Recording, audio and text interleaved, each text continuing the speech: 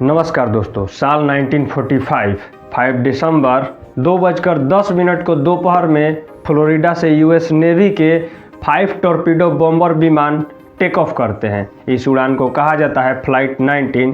अपना डेली का 3 घंटे का रूटीन ट्रेनिंग मिशन करने के लिए, यानी कोई खास उड़ान नहीं थी, वो अपना डेली रूटीन मिशन कंडक्ट करने के लिए उड़ान भर रहे थे। फ्लाइट में टोटल 14 क्रू मेंबर होते हैं, जिन्हें लीड किया जाता है फ्लाइट लीडर के द्वारा, जो कि एक बहुत एक्सपीरियंस्ड पायलट हैं, साथ ही साथ वार वेटरन भी हैं। ये 5 प्लेन्स ईस्ट की तरफ फ्लाई करते हैं फ्लोरिडा के लिए। सब कुछ ठीक चल रहा था, मौसम काफ़ी साफ था, लेकिन उड़ान भरने के 2 घंटे बाद इनके कंपास में कुछ प्रॉब्लम आ गई थी। कंपास फ्लक्चुएट कर रहा था, कंपास काम करना बंद कर देता है। उसके बाद वो अपना बैकअप कंपास निकालते हैं, लेकिन यहाँ पर बैकअप कंपास भी उनका काम नहीं करता है। अब इन्हें पता ही नहीं कि इनकी एक्चुअल पोजीशंस क्या है। ये बाकी प्लेन्स के पायलट्स के साथ बात करना चाहते हैं। बात करने पर पता चलता है कि सभी पायलट्स के साथ सेम कंडीशन हो रहा था, सबका कंपास फ्लक्चुएट हो रहा था और ख़राब हो चुका था। उनके स्क्वाड्रन लीडर का नाम है Charles Karen Taylor.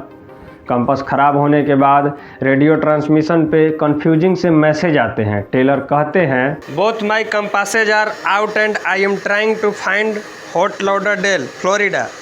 I am over land but it is broken. I am sure I am in the Keys but I don't know how far down and I don't know how to get to Fort Lauderdale. उसके बाद मौसम धीरे धीरे बिगड़ने लगता है। शाम के 4:56 पर टेलर को लगता है कि वो अभी एक्चुअली में उनकी पोजीशंस गल्फ ऑफ मैक्सिको के ऊपर हैं और उन्हें फ्लोरिडा जाने के लिए अब ईस्ट लेना होगा। लेकिन उसके बाद मौसम बिगड़ता जाता है और फिर सूरज ढल जाता है। उसके बाद अंधेरी रात हो जाती है।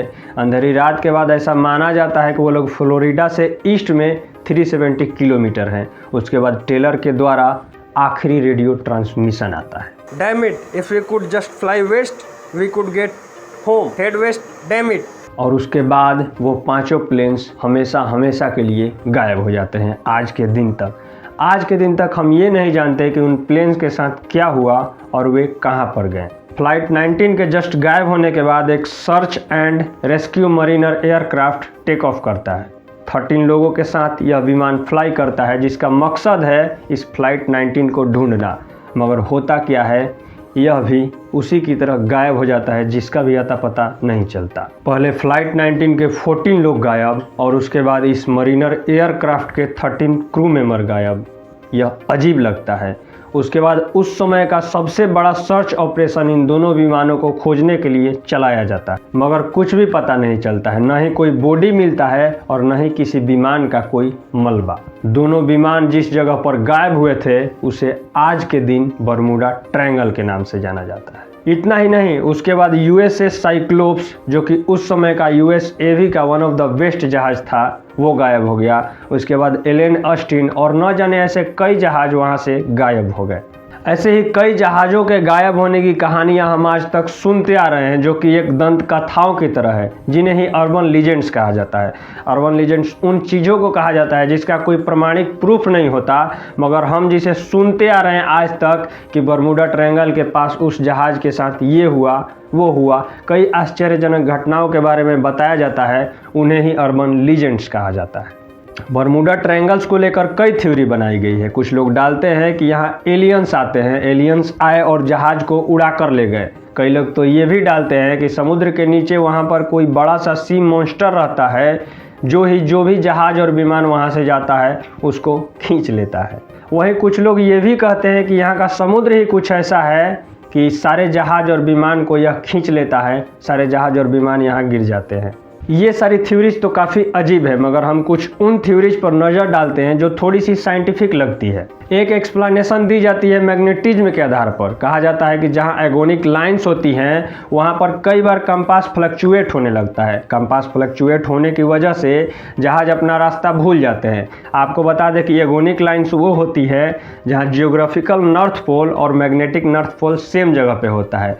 ऐसा ही कुछ होता है जहाँ पर बरमूडा ट्रायंगल है, उस वाले इलाके में, जहाँ लगभग पिछले 200 से 300 सालों तक एगोनिक लाइंस वहाँ पर बनी हुई होती है। आपको बता दें कि ये एगोनिक लाइंस भी समय के साथ एक जगह से दूसरे जगह फ्लक्चुएट कर सकती है, मगर पिछले 200 से 300 सालों में जिस एरिया में बरमूडा ट्रायंगल को बताया गया है उस एरिया में ये एगोनिक लाइंस पाई गई हैं। दूसरी एक्सप्लेनेशन ये दी जाती है कि जहाँ बर्मुडा ट्रायंगल है वहाँ का पानी बहुत सैलो है। आप मैप में भी सैटेलाइट व्यू देखेंगे तो जहाँ बहामास हैं, कैरेबियन आइलैंड्स हैं, वहाँ का पानी कितना टर्क्वाइज कलर दिख रहा है। वहीं दूसरे तरफ अपोजिट साइड में आप देखेंगे तो वो कितना डार्क ब्लू कलर दिख रहा है। डार्क ब्लू का मतलब वहाँ पानी ज़्यादा गहरा है, और जहाँ टर्क्वाइज कलर है उसका मतलब पानी सैलो है। जब दूर से जहाज यहाँ आते होंगे तो दूर से पता नहीं चलता होगा कि यहाँ पर मिट्टी निकली हुई है या वाटर थोड़ा सैलो है, तो वहीं जहाज यहाँ पर अटक कर रह जाते होंगे। तो ये भी जहाज़ों के अटकने का एक कारण हो सकता है। तीसरी एक्सप्लेनेशन ये कहती है कि इधर हरिकेन्स की मात्रा बहुत ज़्यादा है और हरिकेन्स के कारण ही जहाज डूब जाते हैं। आपको बता दें कि हरिकेन्स की मात्रा सबसे ज़्यादा चाइना में पाई जाती है, मगर उसके बाद यूएसए और क्यूबा का नाम आता है। और यूएसए में भी उस इलाके में हरिकेन्स की मात्रा पाई जाती है जहाँ पर फ्लोरिडा है। आप देखेंगे मैप में कि किस तरह से हरिकेन्स की मात्रा के कारण भी कई लोगों ने ये एक्सप्लेन किया कि जहाज डूब जाते हैं। चौथी एक्सप्लेनेशन दी जाती है मीथेन हाइड्रेट्स के बारे में। वैज्ञानिकों ने ये प्रूफ किया है कि अगर वाटर में मीथेन हाइड्रेट की मात्रा को डाल दिया जाए तो उसका डेंसिटी लो हो जाता है। डेंसिटी लो होने के कारण जहाज डूब सकते हैं। इस थ्योरी को आप इस प्रकार समझें कि अगर पानी में नमक की मात्रा को डाल दिया जाए तो भारी चीज़ें भी वाटर पर तैरने लगती हैं, जिस प्रकार डेड सी में देखने को मिलता है। जस्ट उसके अपोजिट अगर पानी में मीथेन हाइड्रेट की मात्रा को डाल दिया जाए तो उसमें हल्की चीज़ें भी डूब सकती हैं, क्योंकि उसका डेंसिटी लो हो जाता है। मगर इस एक्सप्लेनेशन को भी प्रूफ नहीं किया जा सकता है कि वहाँ समुद्र के अंदर में मीथेन हाइड्रेट्स हैं भी या नहीं हैं। इसके बाद पांचवा एक्सप्लेनेशन है जिसका नाम है बैडर हॉफमन इफेक्ट या फ्रीक्वेंसी इल्यूजन। ये एक साइकोलॉजिकल इल्यूजन है। ये कहता है कि जब हम चीज़ों को ज़्यादा नोटिस करने लगते हैं तो वही चीज़ें हमें ज़्यादा दिखती है। जैसे कि एक एग्जांपल के तौर पर समझ लीजिए कि अगर आपने कोई कार खरीदी है, उसके बाद आप उसी कार से मार्केट में निकलेंगे तो देखने में आपको लगता है कि मार्केट में उसी नाम की कितनी सारी कार दिख रही हैं, जबकि मार्केट में ऐसा कुछ हुआ नहीं है। मार्केट में पहले से ही वो गाड़ी थी, मगर जब आपने उस कार को ख़रीदा तो उस कार को आप नोटिस करने लगे। नोटिस करने के कारण मार्केट में आपके साथ ऐसी चीज़ें घटित हो रही हैं कि आपको लग रहा है कि उसी नाम से बहुत ज़्यादा कार है या वही कार मार्केट में ज़्यादा चल रही है। इस बर्मुडा ट्रायंगल के केस में भी कुछ ऐसा ही हुआ। जब इसके साथ 2-3 ऐसी घटनाएं आईं, आश्चर्यजनक घटनाएं आईं, तो लोगों ने इसको इतना बढ़ा चढ़ा करके पेश करना शुरू कर दिया गया। उस समय बर्मुडा ट्रायंगल पे मूवीज़ बन गई, इस पर कितने सारे कार्टून कैरेक्टर्स आ गए, गेम आ गए, तो इन चीज़ों पर ज़्यादा ध्यान दिया जाने लगा और ये नोटिस में आ गया। ध्यान रखने वाली बात है नोटिस, मेन नोटिस की बात है, क्योंकि आपको बता दें कि मलेशियन एयरलाइंस जो कि इस बर्मुडा ट्रायंगल वाले इलाके में नहीं पड़ता है, वो दूसरे साइड में पड़ता है, वो भी तो गायब हुआ था, मगर उस पर किसी ने ध्यान नहीं दिया। बस यहाँ तो है ओनली बर्मुडा ट्रायंगल। इसके अलावा इस चीज़ का ध्यान रखें कि यह एरिया हैविली ट्रैफिक्ड है, यहाँ पर हरिकेन्स की मात्रा ज़्यादा है, यहाँ का वाटर सैलो है, तो आपको सीधे सीधे बर्मुडा ट्रायंगल के मिस्ट्री का जवाब मिल ही गया होगा। वैसे ज़्यादा हरिकेन्स के बावजूद जब WWF ने डिटेल्ड स्टडी कंडक्ट करी थी 2013 में टॉप 10 मोस्ट डेंजरस बॉडी, तो दुनिया के टॉप 10 डेंजरस एरिया में बर्मुडा ट्रायंगल एरिया का नाम भी नहीं आता था। तो सिंपली कहे कि इन सब मिस्टीरियस डिसअपीयरेंस का बर्मुडा ट्रायंगल से कुछ लेना देना नहीं है। ये सब एक हाइपोथेसिस बना दी गई और आपको दिखा दिया गया कि बर्मुडा ट्रायंगल ये है वो है। उम्मीद करता हूँ वीडियो इन्फॉर्मेटिव लगी होगी। ऐसे ही और वीडियो के लिए हमारे चैनल को सब्सक्राइब करें। Thank you.